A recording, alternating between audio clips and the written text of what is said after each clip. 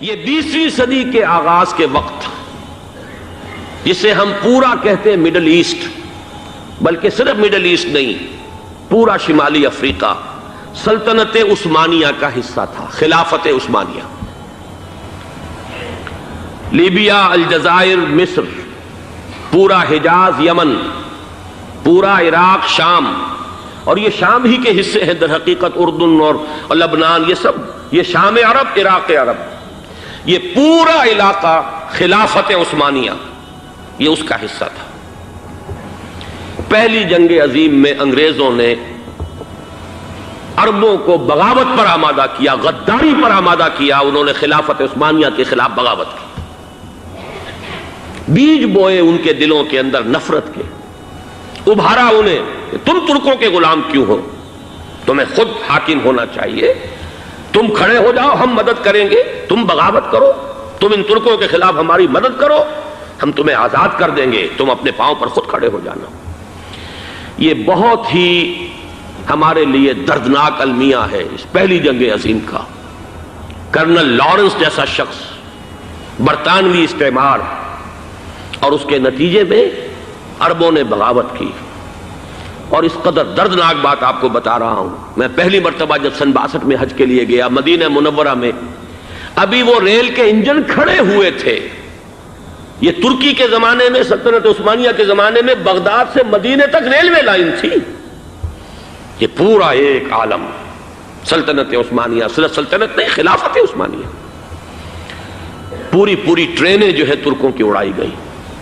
ہزاروں ترکوں کو شہید کیا گیا،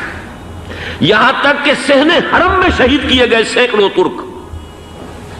یہ جرم تھوڑے نہیں ہے، معمولی نہیں ہے۔ آج جس کی سزا مل رہی ہے، معلوم ہونا چاہیے کہ وہ جرائم کون کون سے تھے۔ اب بھی جو لوگ گئے ہیں انہوں نے دیکھا ہوگا، ترکی کا قلعہ موجود ہے اوپر پہاڑی کے اوپر، حرم کا جو سب سے بڑا دروازہ ہے باب ملک عبدالعزیز، اس کے سامنے ایک لائبریری ہوتی تھی، اب تو غالباً وہ بھی گرا دی گئی ہے، اس کے پیچھے پہاڑی پر ترکوں کا قلعہ ہے پرانا، اس پر توپیں موجود تھیں۔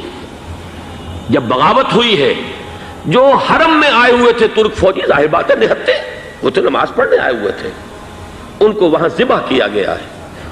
اور ترکوں نے اپنی توپیں استعمال نہیں کی کہ کہیں بیت اللہ کو کوئی گدن نہ پہنچ جائے۔ بہرحال یہ غداری ہوئی ہے پہلی جنگ عظیم کے دوران، اور نہ صرف ترکوں کے، عربوں نے کی ہے۔ جیسا کہ میں نے کہا تھا، دو ہیں سب سے بڑے مجرم روئے ارضی کے اوپر امت مسلمہ کے طبقات۔ ہمارا پنجابی سپاہی بھی جا کر انگریزوں کی مدد کر کے ایلن بی کو قبضہ جو لے کر دیا بغداد کا، اس میں ہمارے مسلمان پنجابی سپاہی بھی شامل تھے۔ یہ خون چکاں باب ہے ہماری تاریخ کا اس صدی کا۔ لیکن اس کے بعد سلطنت عثمانیہ کے ٹکڑے ہو گئے، چیتھڑے ہو گئے۔ ایک انگریز نے لکھا ہے یہ جملہ، زہر میں بجھا ہوا جملہ، کہ تاریخ میں یہ بات ثبت ہو جائے گی کہ ایک انگریز نے اس سلطنت کے ٹکڑے کر دیے کہ جو عمر فاروق نے قائم کی تھی رضی اللہ تعالیٰ عنہ۔ یہ پورا عالم، یہ تمام علاقہ کس نے فتح کیا تھا؟ یہ بات ہاتھ بدل گئے تھے، پھر ترک آ گئے، خلافت عثمانیوں کے پاس چلی گئی، لیکن یہ سلطنت تو حضرت عمر رضی اللہ تعالیٰ عنہ کے زمانے سے چلی آ رہی تھی۔ اس کو ایک انگریز کرنل نے، اور اس نے بغاوت پہ آمادہ کر کے عربوں کو اور ترکوں کے پیٹھ میں چھرا ڈھپوا کر ان کے ذریعے سے اور ٹکڑے کر دیے۔ لیکن جب جنگ ختم ہوئی، اب انہوں نے کہا کہ اب ہمیں آزادی دیجیے، تو اب انہیں معلوم ہوا کہ غداروں کو دنیا میں کیا ملتا ہے۔ ٹکڑے کر دیے گئے۔ یہ حصہ عراق یہ انگریز کے پاس رہے گا، شام کا یہ علاقہ یہ فرانسیسیوں کے پاس رہے گا، مصر پر انگریزوں کا تسلط رہے گا، لیبیا اطالویوں کے پاس رہے گا۔ لے دے کر یہ جو علاقہ تھا حجاز، چونکہ وہاں کچھ تھا ہی نہیں، بوادن غیر ذی زرع، یہ عربوں کے پاس چھوڑ دیا گیا۔ اس وقت جو بادشاہ ہیں شاہ حسین اردن کے، ان کے دادا سب سے بڑے غدار وہی تھے، لہذا ان کو اس علاقے کی بادشاہت دے دی گئی۔ اس کے بعد نجد سے ایک تحریک اٹھی ہے، وہ سعودی جو خاندان ہے وہ نجد سے اٹھا ہے۔ نجد میں اس وقت کچھ بھی نہیں تھا، وہ تو صرف ریت کے تودے تھے اور کچھ بھی نہیں، لہذا ادھر کسی استعماری قوت کو دیکھنے کی ضرورت ہی نہیں تھی۔ وہ تو بعد میں تیل برآمد ہوا اور اس کی حیثیت ہو گئی، اور یہ امارات کا علاقہ جو ہے اس کی دنیا میں اب گویا کہ یوں سمجھیے کہ جو سب سے زیادہ اہم علاقے ہو سکتے ہیں روئے ارضی کے نقشے پر، ان میں سے ایک وہ ہو گیا، لیکن یہ اس وقت کی بات میں کر رہا ہوں، کوئی حیثیت نہیں تھی، لہذا اس کو چھوڑ دیا گیا۔ یہ ہے تاریخی پس منظر، یہ لکیریں جو کھینچی گئی ہیں، یہ ایک ملت اسلامیہ کو جو قومیتوں میں تقسیم کیا گیا، پھر نعرے لگوائے گئے المصر للمصریین الشام للشامیین۔ اب شامی ایک علیحدہ قوم ہو چکے ہیں، مصری ایک علیحدہ قوم ہو چکے ہیں، عراقی ایک علیحدہ قوم ہو چکے ہیں۔ یہ ساری تقسیمیں استعمار کی پیدا کرنا ہے، اس کا کوئی تعلق اسلام کے ساتھ نہیں۔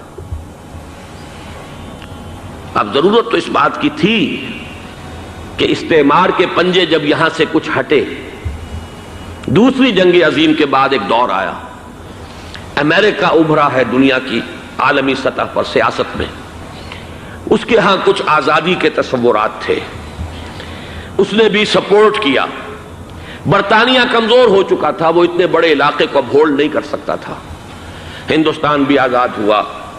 پھر یہ کہ اور دوسرے علاقوں سے بھی اس کو پسپائی اختیار کرنی پڑی۔ استعمار کے پنجے جس طرح بھی ہوئے، ان کے سینوں سے، عربوں کے سینوں سے جو ہے گویا کہ وہ ہٹے، لیکن امریکہ نے ایک اپنی بہت بڑی حکمت عملی جو اختیار کی، عالم عرب کے سینے میں اسرائیل کا خنجر پیوست کر دیا، تاکہ یہ کبھی آزاد نہ ہو جائیں، ہمارے انگوٹھے تلے رہے،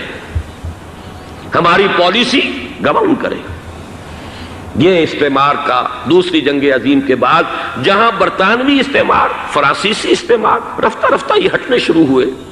صدر ناصر نے انگریزوں کو اٹھا کر پھینکا میڈیٹرینین میں اور دوسرے جگہوں سے، الجزائر نے آزادی حاصل کی فرانس سے،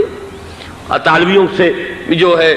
لیبیا والوں نے آزادی حاصل کی، یہ ہو گیا، لیکن ایک خنجر پیوست کر دیا گیا اسرائیل کا سینہ عرب میں۔ اس صورتحال میں ظاہر بات ہے کہ ایک تو بڑی آئیڈیل پوزیشن تھی کہ پورا عالم اسلام متحد ہو، لیکن وہ تو بہت دور کا خواب معلوم ہوتا ہے۔ علامہ اقبال سے بڑا کوئی نقیب نہیں ہے ملت اسلامی کی وحدت کا۔ ایک ہو مسلم حرم کی پاسبانی کے لیے، نیل کے ساحل سے لے کر تا بخاک کاشغر، لیکن انہیں بھی اپنے لیکچرز میں کہنا پڑا کہ اس وقت جو صورتحال ہے، پورے عالم اسلام کی ایک وحدت بن جانا تو تقریباً ناممکن نظر آ رہا ہے۔ اگر کسی طرح ایک common wealth of Muslim nations وجود میں آ جائے تو بھی بڑی کامیابی ہوگی، لیکن اس سے بھی پہلے یہ تو زیادہ آسان تھا کہ عالم عرب ایک وحدت کی شکل اختیار کر لے۔ یہ تو ایک قوم ہے، اکثر و بیشتر ایک نسل یا زیادہ دو نسلیں کہہ دیجئے، شمالی افریقہ میں بربر نسل بھی ہے، باقی تو سب عرب ہیں۔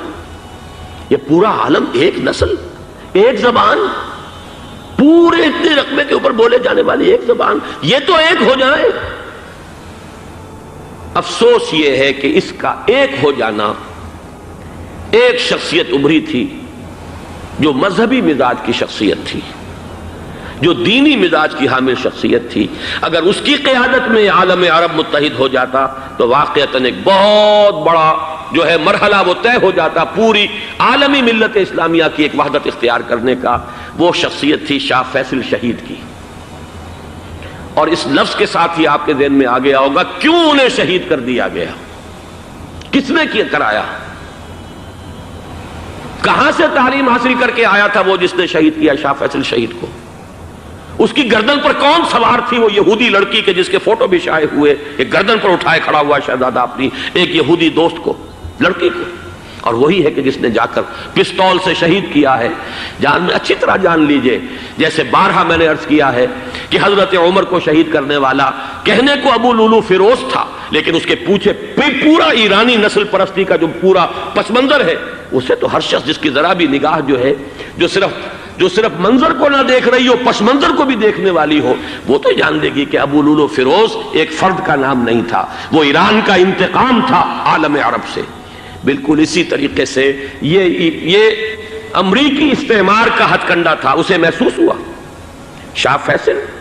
مذہبی مزاج کا شخص یہ ابھر رہا ہے، اور یہ شاہ فیصل کی حکمت عملی کا ذرا آپ اندازہ کیجئے۔ لاہور میں سمٹ کانفرنس ہوئی، اس میں وہ آئے، سب سے ٹاورنگ پرسنالٹی پورے اس وقت عالم اسلام کے اندر شاہ فیصل کی تھی، اور وہ گویا کہ ایک بہت ہی جس کو کہا جائے کہ ایک بہت ایلڈرلی، ایک بزرگانہ ایک شخصیت جو ہے، اور انہوں نے اپنی دولت کے دروازے، عرب میں وہ مشہور تھے کہ نہایت خسیس اور بخیل انسان ہے، اس لیے کہ وہاں وہ خرچ کرتے تھے حساب کتاب کے ساتھ، لیکن ان کے خزانے کھلے ہوئے تھے عالم اسلام کے لیے، ادھر بھی مدد ہے، ادھر بھی مدد ہے، ادھر بھی کام ہو رہا ہے، ادھر بھی کام ہو رہا ہے۔ پھر انہوں نے تیل کا ہتھیار استعمال کر کے ایک دفعہ امریکہ کو دن میں تارے دکھا دیے تھے، لہذا ان کا ہٹایا جانا سین سے یہ امریکی استعمار کے لیے لازم تھا۔